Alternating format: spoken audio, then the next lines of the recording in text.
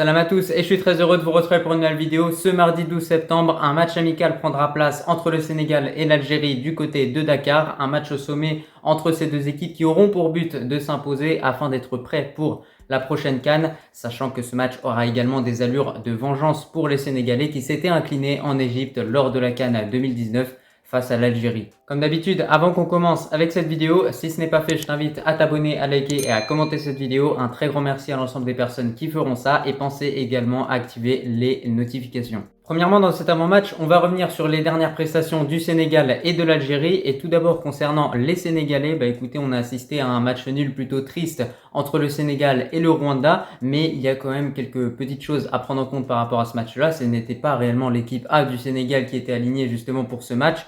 Donc les joueurs ont été laissés au repos, bien évidemment, pour ce match amical face à l'Algérie. Donc au final, c'est un match qui n'avait pas également beaucoup d'importance pour les Sénégalais qui étaient déjà qualifiés à cette CAN 2023 depuis un certain moment. Même cas de figure pour l'Algérie qui a également fait un match nul avec la Tanzanie. En revanche, pour les Tanzaniens, c'était un match avec bien plus d'enjeux parce que s'ils obtenaient un match nul, ils pouvaient se qualifier pour cette CAN. Maintenant, c'est chose faite étant donné qu'il y a eu 0-0 lors de ce match-là. Malgré beaucoup d'occasions algériennes, les Algériens ne sont pas parvenus malheureusement à faire sauter le verrou tanzanien et du coup on a pu assister à un 0-0.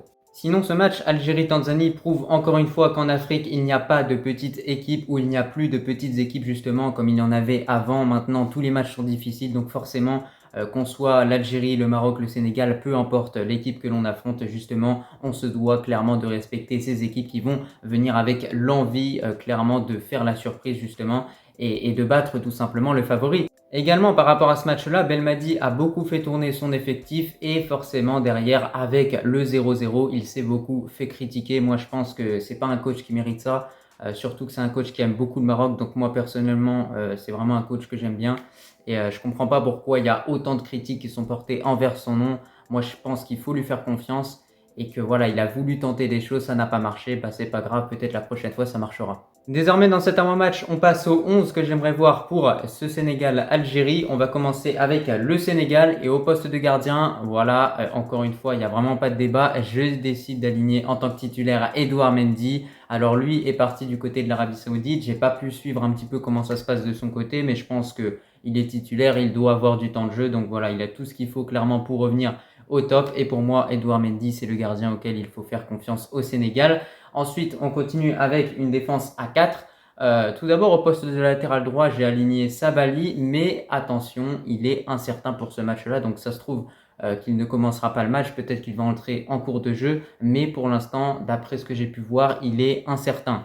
On continue avec la charnière centrale, Koulibaly, Niakate, c'est du solide. Et pour finir avec cette défense sénégalaise, en tant que défenseur gauche, j'ai décidé d'aligner Ismaël Jacobs. Écoutez, c'est un joueur qui va très vite, c'est un joueur qui est également très bon en coup de pied arrêté. Donc pour ce match face à l'Algérie, il aura surtout un rôle majeur qui est réellement d'empêcher Mahrez un petit peu de s'exprimer sur le terrain. On continue dans ce 11 avec le trio du milieu et là j'ai mis un trio du milieu plutôt classique pour le Sénégal composé de Nampalys Mendy, Pathé Ciss et pour finir Idrissa Gueye. Moi je pense que ce sont vraiment trois joueurs qui se connaissent parfaitement, ils vont pouvoir bien combiner entre eux mais surtout ils vont faire beaucoup d'efforts offensivement et défensivement, ça va être très intense pour eux.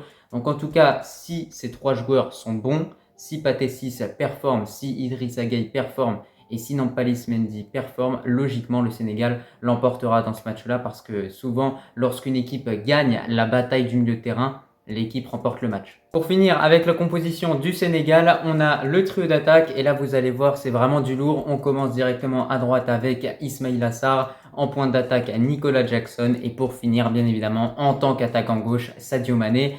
Franchement cette attaque c'est vraiment le feu, il y a de la vitesse partout, Nicolas Jackson il va vite, Ismaïla Sarr il va également vite et surtout Sadio Mané, voilà, ce sera vraiment l'homme à suivre côté sénégalais.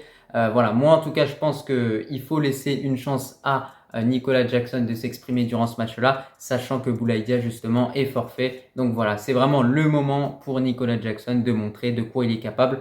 On espère également que Sadio Mané va répondre présent sur le terrain parce que depuis son départ du côté de l'Arabie Saoudite, j'ai pas pu suivre un petit peu ce qu'il fait, mais pour moi, il va continuer logiquement d'être au top et il va continuer d'être un leader surtout pour cette équipe sénégalaise.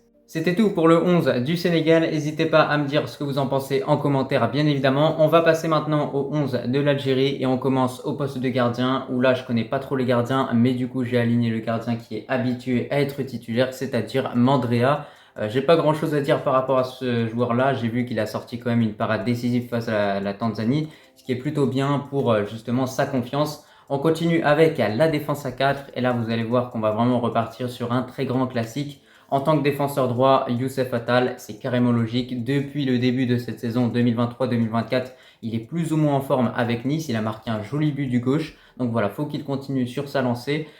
Côté gauche, au niveau des latéraux, on va avoir Aït Nouri. Et pour finir, la charnière centrale, Medamine Tougaï avec Ben Sebaini. Franchement, je trouve que cette charnière centrale, elle est très solide. Tougaï, c'est plutôt un bon joueur du côté de l'Espérance de Tunis. J'ai envie de lui faire confiance pour ce match face au Sénégal. À côté de lui, Ben Sebaini, c'est un joueur très expérimenté qui a franchi un palier en signant du côté de Dortmund, donc c'est une très bonne chose. Et pour finir, surtout, Aït Nouri, c'est un des meilleurs Algériens, je pense, sur les derniers matchs que l'Algérie a pu jouer. Donc voilà, faut qu'il continue sur cette lancée. C'est un joueur qui va très vite, qui apporte beaucoup également par ses dédoublements, ses centres, etc. Ensuite, on a le milieu de terrain. Et donc, étant donné que dans ce 11, on est dans un 4-2-3-1, système que je trouve plutôt approprié pour l'effectif algérien. Et donc, j'ai décidé d'aligner un duo de milieux centraux avec Boudaoui et de l'autre côté Zerouki. Alors, entre ces deux joueurs, celui que je connais le plus, c'est réellement Zerouki, qui est un joueur qui a joué quand même pas mal de matchs assez important avec l'Algérie, dont la défaite malheureuse contre la Côte d'Ivoire lors de la dernière CAN. Donc voilà, au final, ce sont quand même des joueurs qui sont assez expérimentés, qui ont joué beaucoup de matchs avec cette équipe algérienne.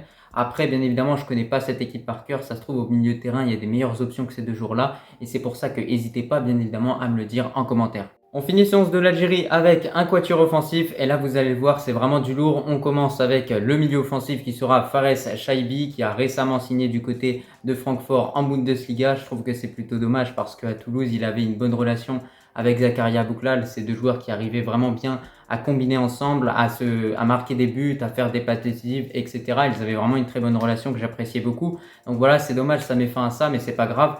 Fares Chaibi justement ça va lui permettre de franchir un palier que d'aller tout simplement en Bundesliga. Juste à côté de lui, à droite, Riyad Mahrez, c'est carrément logique. C'est réellement un des leaders de cette équipe algérienne. En tout cas, on espère qu'il sera au top face au Sénégal parce que je pense qu'il y a beaucoup d'attentes qui sont portées envers ce joueur-là. De l'autre côté, Benrahma en tant qu'attaquant gauche. Lui aussi, j'apprécie beaucoup sa relation avec Naïf Aguerd du côté de West Ham. C'est vraiment un superbe joueur, Benrahma, très bon en dribble, capable d'éliminer n'importe qui est très bon également en accélération. Donc, c'est un joueur qui sera également à suivre face au Sénégal. Et pour finir en point d'attaque, il n'y avait pas vraiment de débat. Pour moi, c'est clairement Bounedjah qu'il faut mettre en tant que buteur. Parce que lorsqu'on regarde les autres attaquants, ce ne sont pas réellement des vrais buteurs, à part peut-être Aymen Mayous. Mais moi, je préfère quand même Bounedjah.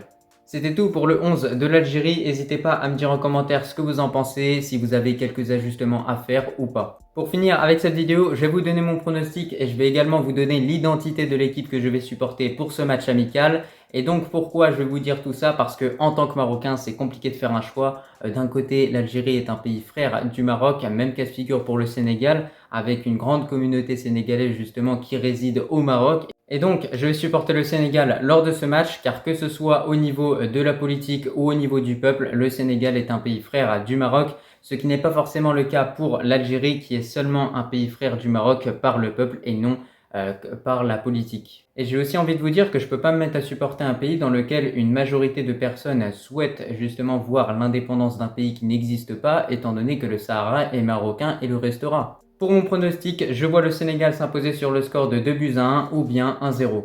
Pour conclure avec cette vidéo, écoutez, je pense qu'on a fait le tour au niveau de ce match amical entre le Sénégal et l'Algérie. J'espère que cette vidéo t'a plu et moi, je te remercie si tu l'as regardé dans son entièreté et je te dis à la prochaine.